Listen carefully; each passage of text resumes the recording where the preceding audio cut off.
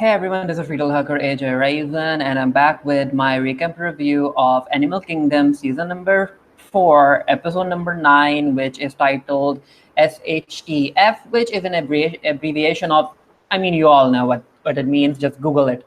But anyway, we are like 9 episodes in, and I think this season is like 13 episodes long. So it's coming to an end, and I don't want this series to end because it has been so enjoyable. I want this to be like 18 or 16 episodes long. But anyway, coming back to the episode, we see Pope, and he notices that Angela is swimming in the pool. And basically, what these two talk about is that Angela reminisces about the times they spent in the pool and how they were very close to Julia. And basically, what Angela says is that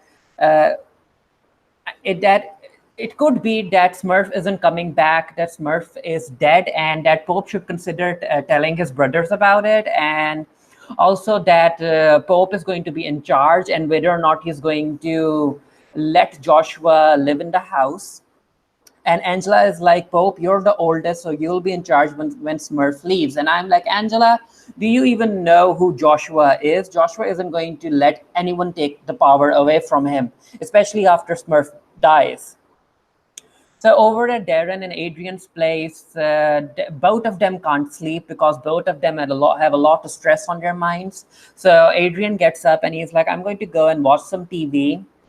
And basically what they talk about is Deran is like, I'm trying to do everything in my power to help you. And Adrian is like, you know what, Deran, I think I know how to help myself. I'll use a public lawyer. I don't want you to buy a lawyer for me, because then everyone would think that I have something important related to your family, and I can take care of myself. And even if living good isn't on my side, and yeah, Deran wants none of that because Deran wants to protect Adrian at any cost. And then Deran gets a call, and Joshua wants to hold a meeting right now in I guess an hour or something. But basically what they talk about is that even if Adrian goes to jail, Deran can protect him. And I'm like, Deran, unless you go to jail with Adrian, I don't think you can protect him. And again, it reminded me of Shameless, how they handled Ian and Mickey at the end.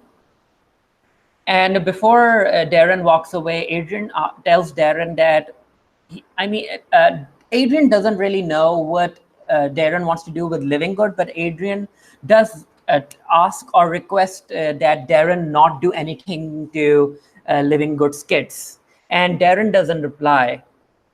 So over at the Cody's house, Joshua is there, Pope is there, Deran is there, and Joshua is back with the money that Mia and 2P stole. And he gives the money back to everyone. And Deran is like, Joshua, where did you get the money from?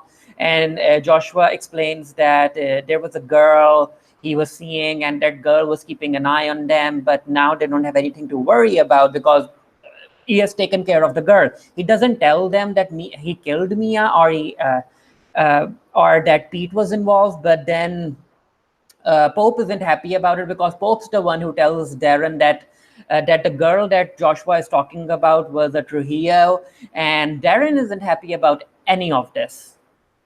And Deran is like, is this something we are supposed to continue worrying about? And Joshua tells Deran that, no, Deran, you don't have to worry about anything moving forward. And I was like, Joshua, you need to say, Uncle Deran, I'm telling the truth. Just use the word uncle to try and get to Deran's emotional side. So Pope and Joshua are left, and Pope warns Joshua that he doesn't want such mistakes happening again. And also he asks Joshua if there's anything that he's keeping from him. Again, Joshua doesn't tell Pope that he killed Mia. Now, there are some fans who are saying that Mia isn't dead, but you know what? I do think that Mia is dead. I do think that Joshua shot her, but I might be wrong. Let's see. And it turns out that Angela was listening to all of the conversation. Again, Angela, I don't know what your end game is, but you're digging a hole for yourself, especially if you want to control Joshua. Joshua is creepy. He's a murderer. He's going to kill you, especially because he remembers what you did when he was a child. So inside the Cody house, Pope ends up telling Deran that Smurf has cancer. And Craig walks in, and this was a very comedic scene. And Craig is like, what now? So we see Smurf, and she's in some farm, and she meets this new character. whose name is Jed, and he turns out to be Colin's older brother. And we get a flashback where Colin is driving Janine to Jed's place, and they stop, and he stops the car, and they kind of talk about how Jed met them last year, how Colin met Jed last year, and that Jed, yeah, and that Jed isn't really someone who's stable. So Colin kind of warns Janine about him. So we meet Jed, and yeah, one look at him and you know that something's wrong in there. So we see Janine in the present timeline sitting with Jed, and Jed is one of those survivalist type, and he has been waiting for the economy to crash. He's waiting for the world to burn, and he has been hoarding money and resources. And I think this is Jed's. These are like Jed's kids. I'm not really sure, and they're creating a quarantine shed. However, I do need to add that Janine went to Jed because she needs weapons, and she has these weapons laid out here. So Angela goes and she wakes Joshua up, and Angela asks Joshua if he has made any progress in order to figure out where Janine Will is. And Joshua is like, no, I don't know where Smurf's Will is. And then the conversation moves to how Pope will take Smurf's place when Smurf's dead, and that Angela is close to Pope, and she is going to ask Pope to be kind to Joshua. And again, I'm like, Angela, you're poking the bear here. So Deran goes to Craig and he asks Craig for some help. And also, Craig isn't really sure if Smurf has cancer. He's in denial, and he's like, Smurf is just joking around. She's testing us. However, Deran and the rest of the people do think that Janine has cancer. Anyway, Deran wants Craig to help him beat someone up. And Craig is like, who is it? And Deran doesn't answer. So Joshua ends up offering Angela a ride to her work. And again, Joshua ended up being very creepy in this scene. And I'm like, Angela, run, you're in danger. So Deran and Craig are following Living Good, and Deran still doesn't tell Craig why he's doing it.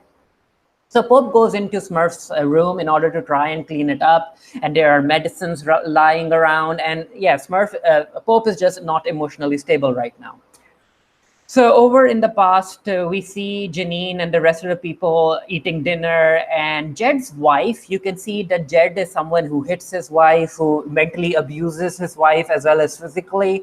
And Smurf notices that, and then the conversation moves to Jed hoarding gold. And apparently gold is going to be the only valuable resource when the world ends. So that's something interesting. And Lini, I guess Lainey is Jed's wife's name. So she tries to get up, and Jed is like, you're not finished. And he forces Lainey to continue eating. So over in the shed, Janine is looking at all of Jed's weapons, and she notices a part of the shed that's blocked, and she asks Jed what's in there, and Jed is like, more of the same, but you know that it's probably money and gold.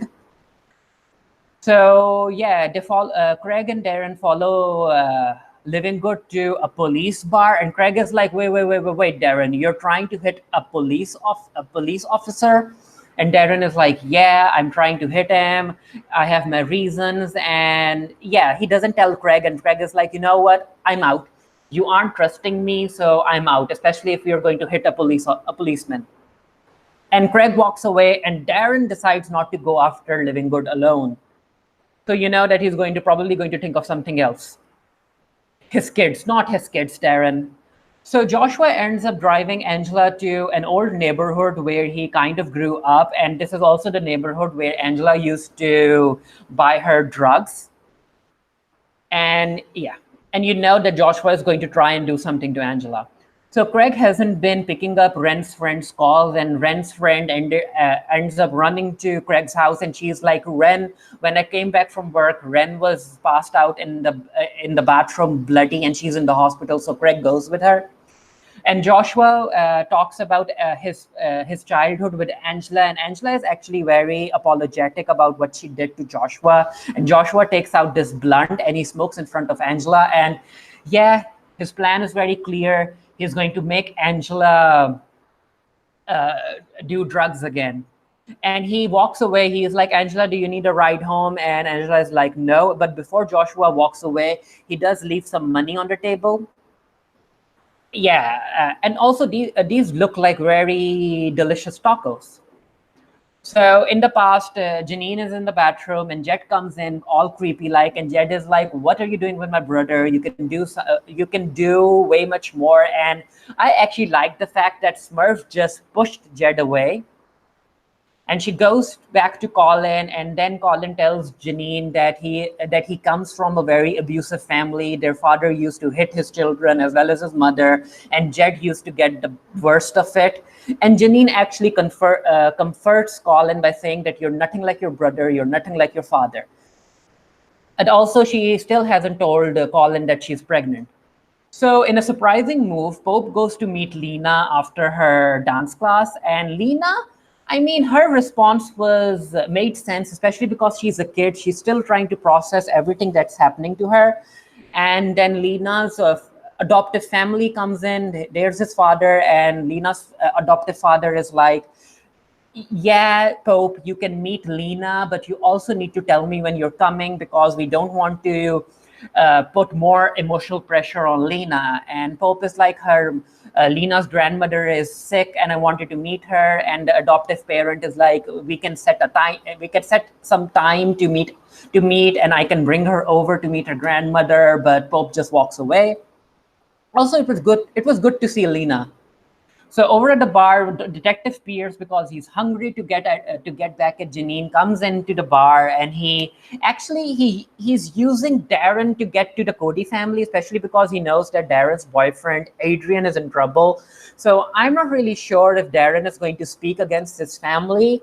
Maybe Deran has a plan. Maybe Deran's going to do something. Like, he loves Adrian and he doesn't want to let go. So let's see what happens. Especially if Smurf finds out what Adrian did. Whoa.